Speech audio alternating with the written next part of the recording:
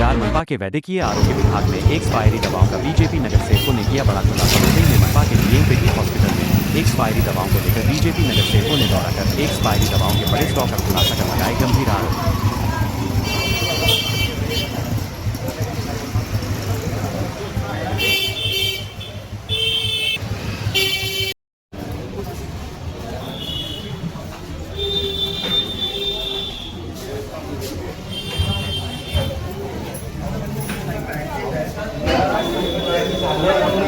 आलेली आहे समजतं का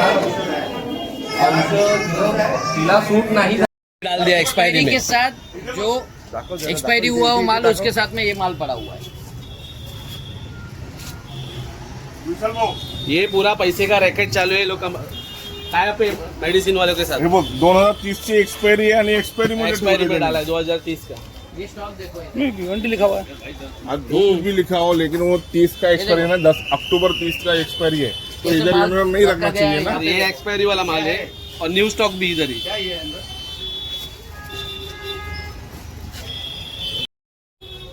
जून 2019 में मैन्युफॅक्चरिंग है और मई 2024 में आता 2027 ला होणार आहे एक्सपायर होणार आहे पण याच्यात टाकला एक्सपायरी मध्ये टाकले ओ देखिए हे देखो ये बॉक्स जिसमें विशाल जी ते आमच्या नगरसेवक विशाल दाखवतो तुम्हाला का ये देखो पूरा ये पूरा एक्सपायरी बॉक्स है। ये पूरा बॉक्स इसमें 2027 के जो है वो भी एक्सपायरी में डाल दिया मतलब हाँ रैकेट है ना पूरा। इसके बाजू में ही देखे 2024 का एक्सपायरी एक्सपायरी वाला वाला माल माल है इधर ये देखो 27 वो में देखो एक्सपायर होने वाला। सब मटेरियल देखो कैसे रखा हुआ है दवाई ये देखो कैसी है है। ये देखो कौन सा था ये वाला ना। भाई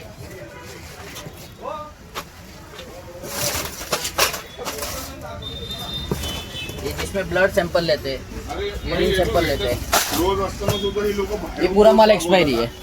ऑपरेशन वगैरे ये भी देते क्या ये पूरा माल एक्सपायरी है। देखो फरवरी 2026 में एक्सपायर हुआ है। ये पेशेंट आते हैं उनको ये देते हैं यस वो एक्सपायर हुआ और ये देखो 28 में ज्यादा करके एक्सपायरी वाला माल रखा गया है।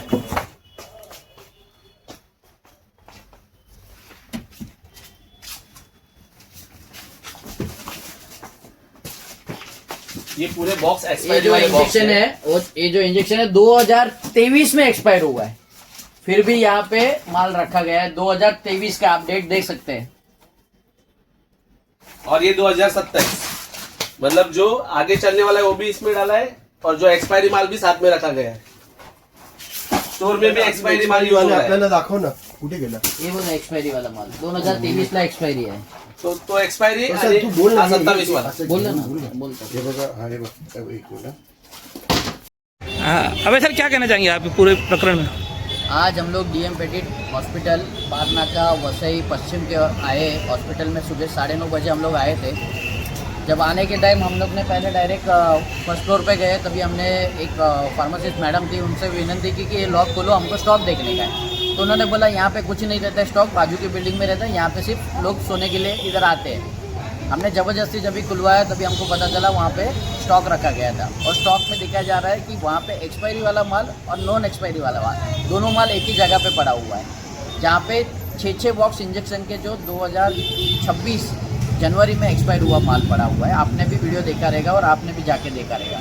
यहाँ पे जो डॉक्टर्स है और फार्मासिस्ट है, फार्मासिस्ट मेरे ख्याल से 7 फार्मासिस्ट यहाँ पे रखा है, किसी का कोऑर्डिनेशन नहीं है, किसके पास क्या स्टॉक है वो पता नहीं है उनको, जो स्टॉक मेंटेन किया जाता है वो पता नहीं है। हम एक बिल हमने देखा ऐसा अनेक बिल है, पर एक बिल में देखा जा रहा है कि 90वें महीने में खरीदी है और अप्रैल में इसकी एक्सपायरी है।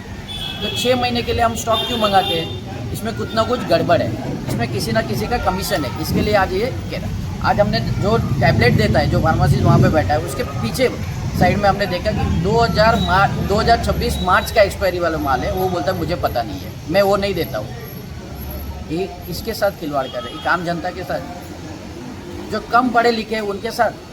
जब आप दवाई लिख के दे रहे हैं तो डॉक्टर क्या बोल रहा है? ब्रांड लिख के दे रहे हैं। ब्रांड लिख के देने की ज़रूरत है क्या? क्या भाजपा इस पूरे मामले को महासभा में उठाएगी? 100% महासभा में लेगी। हम ऐसे ही विषय पे जनता को जो त्रास हो रहा है वो विषय पे हम लोग लड़ते हैं और उसके ऊपर सॉल्यूशन लाएंगे। जो यहाँ के जो फार्मेसीज है उसको हम लोग उसके ऊपर कार्रवाई होनी चाहिए, हमारी मांग भी है। और ऐसी कई सारे हॉस्पिटल है, वहाँ पे हम जाने वाले आने वाले समय में, और ये विषय हमारे आमदार राजन नायक साहब को भी हमने जानकारी दी है और वो भी विधानसभा में ये विषय उठाने वाले। पूरे प्रशासकीय कार्यकाल के दौरान 5.5 साल में बहुत कुछ घोटाले हुए, क्या हर एक घोटाले पर भारतीय जनता पार्टी जवाब पूछेगी? जो घोटाले हुए उसके ऊपर आज जब भी हम लोग जो नगर सेवक बन के आए, जनता ने हमको चुन के लाया, जनता की वजह से आज हम लोग जहाँ पे है, तो जनता को हम लोग को कुछ ना कुछ सुख देना पड़ेगा। जो गलत हो रहा था उनके साथ वो ख़त्म करना पड़ेगा। हमारे 5.5 साल नहीं, जितने 35 सालों में जो कांड हुआ है वो सारा हम लोग निकालेंगे और जनता के सामने रखेंगे। धन्यवाद। बॉक्स पड़े थे सारा, इथले बॉक्स कुठे ठेवले? एक्सपायरी वाले बॉक्स जे आम्ही काढले ते कुठे? ते बॉक्स कुठे आपल्याला एक्सपायरी वाले बॉक्स कुठे ते? मार्च 2026 एक्सपायरी। एक्सपायरी वाले बॉक्स होते ना पूर्ण. ये ते खोल ना, खोल टॅबलेट्स खोल, ते आता करंटली दिले जातात. और इसमें ये देखो, ये देखो, और 10-15 बॉक्स थे अभी. ये सारे बॉक्स हटा दिए गए। एक्सपायर बॉक्स 15-20 बॉक्स इधर थे. मार्च 2026 वीडियो है हमारे पास. वो वीडियो आपको मैं देता हूँ.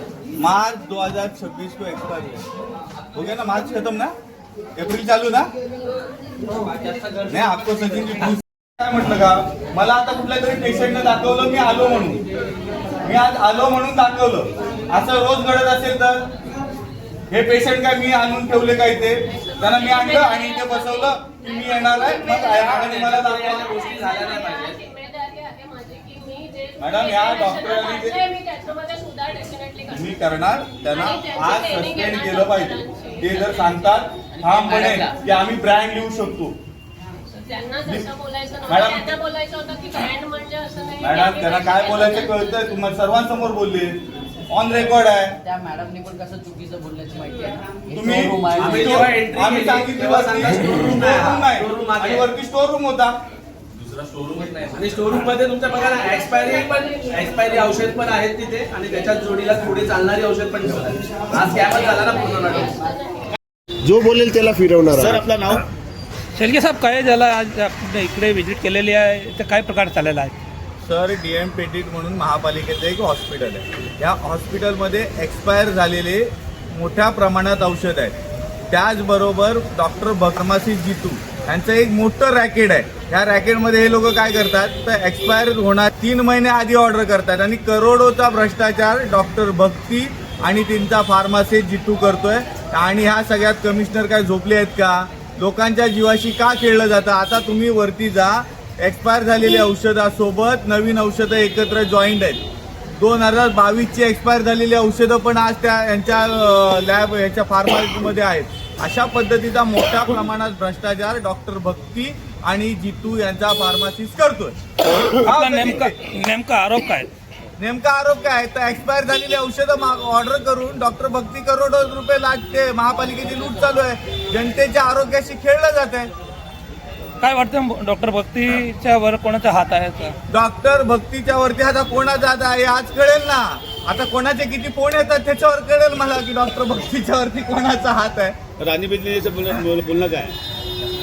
राणी बदलानी ज्या इथल्या डॉक्टर आहेत त्यांना या ऑर्डर संदर्भात काही माहीत नाही आहे. जे काय माहिती आहे ते डॉक्टर भक्ती आणि जितू यांचं मोठ्या प्रमाणात चाललेलं रॅकेट आहे. इकडे आपण बघितलं ब्रँडेड मेडिसिन पण लिहिले जाते. ते अजून एक निदर्शनात आलंय की डॉक्टर त्यांच्या प्रिस्क्रिप्शनवरती ब्रँडचं नाव लिहित आहेत. जनरिक लिहू शकतात, ब्रँड का लिहित आहेत? तर ब्रँड आणि डॉक्टरांचं काय संगणमत आहे? हे एकाच हॉस्पिटलला नाही, महापालिकेच्या बऱ्याच हॉस्पिटलमध्ये अशा पद्धतीचं चाललेलं आहे. तुमचा सध्या विवाद पण झाला होता, तो काय विषय होता? कोणता? मध्ये आता बोलाबोली पण झाला होता डॉक्टर.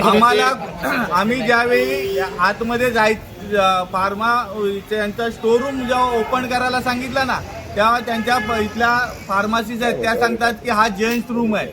आणि आम्ही जेव्हा आतमध्ये गेलो ना, खोलायला सांगितलं जेंट्स रूम आहे, स्टोर रूम नाही म्हणाल्या. आणि आम्ही आतमध्ये गेलो तेव्हा बघितलं तर औषधांचा भंडार पडलेला आहे. आपण काय सांगणार विशाल भाऊ?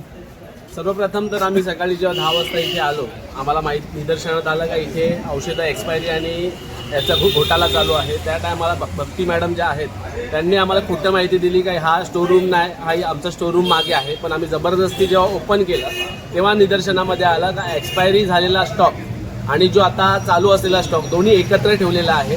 दुसरी गोष्ट त्यांना विचारल्यानंतर सांगतात ते आमचं स्टोर रूम आहे. त्याच्यात दोन्ही कशाला? त्याच्यानंतर आम्ही त्यांच्या स्टोर रूममध्ये गेले, जेव्हा आम्ही त्यांच्या क्लिनिकमध्ये खाली गेले तेव्हा समजलं का तिथे पण एक्सपायरीचं देतात, म्हणजे जनतेच्या जीवाशी पण खेळतात आणि स्कॅम पण करतात, म्हणजे करोडोचा घोटाळा चालू आहे इथे ते निदर्शनात आलं. आता तुम्ही बघा, तुम्ही आता अशोक शेळकेंचं तिथे भांडण सुद्धा झालं त्या गोष्टीवरनं, तर तुम्ही त्याच्यावर ब्रँड का लिहिता? याचा अर्थ तुम्ही जो माल खरेदी करता 2 महिन्यात जे एक्सपायर होणारा माल जो आहे तो तुम्ही आज विकत घेणार का? हे लोक आज विकत घेतात जे 2 महिन्यानंतर एक्सपायर होणार आहे, म्हणजे हा लाखो करोडो रुपयाचा घोटाळा चालू आहे. आणि आज आम्ही नगरसेवक म्हणून सगळ्यांनी तिथे आम्ही सांगितलं की अशा लोकांवरती कारवाई डिपेंड केली पाहिजे. एक्सरे सोनोग्राफीचा काय प्रकार आहे?